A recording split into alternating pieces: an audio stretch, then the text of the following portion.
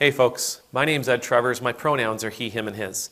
I'm an Anglican priest serving in the beautiful parish of St. Margaret of Scotland that sits on the ancestral and on the unceded territory of the Mi'kmaq people. Gwe. This morning, Twitter does this thing. It shows you a tweet that it suspects you'll be interested in, even though none of the people you follow and none of the people who follow you have liked it or saw it or retweeted it or anything like that. So the tweet I thought was really interesting and really important in our world today. The tweet came from a gentleman who is describing the pain and the hurt he and his wife are experiencing because one of their tenants has left the space they were renting to them in absolute disrepair. It was trashed. It was filled with garbage. They left behind a ton of work, and they even left a cat. The author says it gutted him and his wife.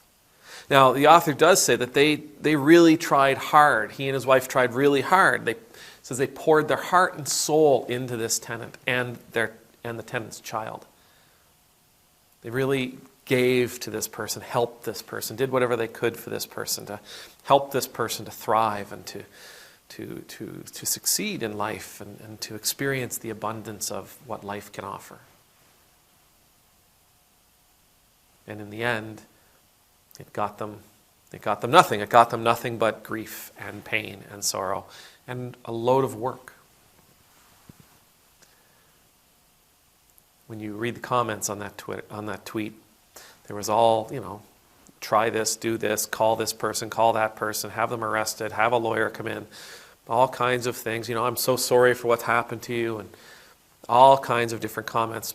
But the thing it made me think of is, wow, you did the good and right thing. Good for you. Yeah, it didn't turn out the way you wanted. It didn't turn out as you would have hoped, as you would have expected, but good for you. You did the right thing. You acted like a human being. You gave to your neighbor.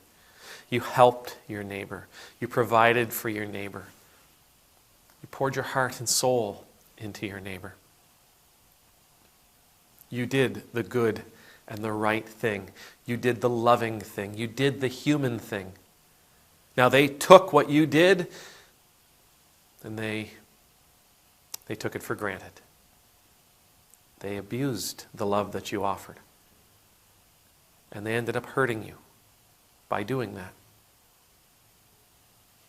But please don't change, because you did the right thing.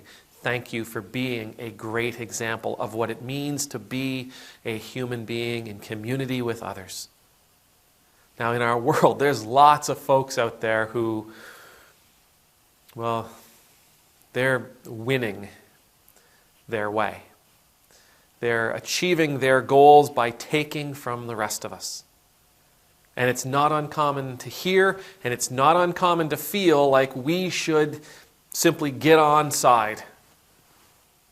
Take on, adopt their patterns, their methods, their ways as our own, so that we can get the things that we want to get, so that we can achieve the things that we want to achieve. They're winning, and they're doing it this way. We need to play that game. We can't play that game.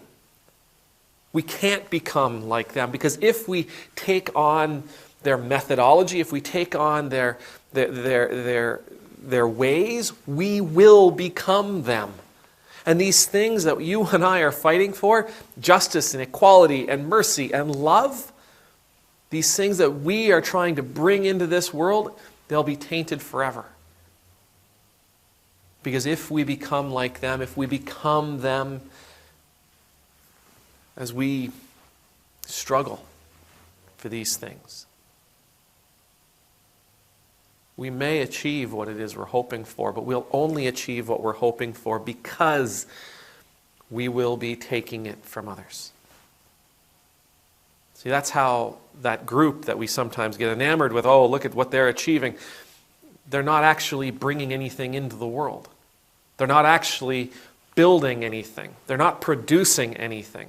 They're not bringing in new love. They're not bringing in new positive energy. They're not bringing in justice for more people or equality for more people. They get what they want simply by shifting things.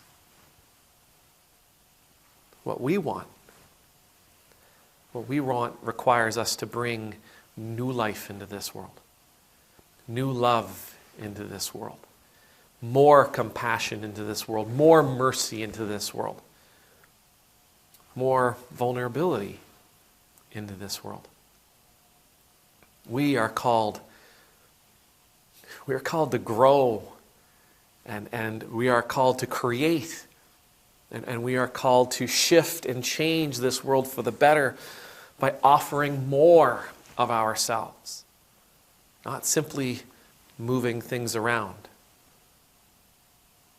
More equality, more justice, more rights, more freedoms.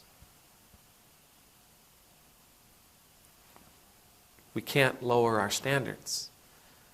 We can't lower our standards even though it may look like in the end we'll win. We don't want to win that way. We want to be who we are. We want to keep our head high. We want to keep our goals lofty. We want to keep our methodology beyond reproach. Remember that the ends never justify the means. We will be successful. We will be victorious. It's promised. Hold to the righteous ways. Don't sell yourself short and allow yourself to adopt a standard that is beneath you. May the Lord bless you. May the Lord keep you. May the Lord's face be made to shine upon you and be gracious to you. May the Lord's countenance be lifted up to you. May you always know the peace of being in the Lord's presence.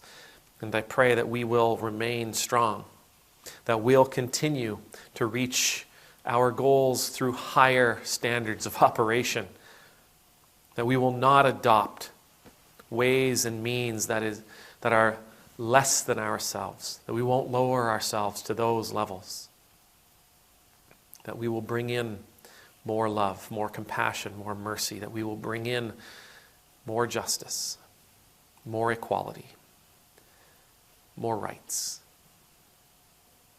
Amen. Numultus.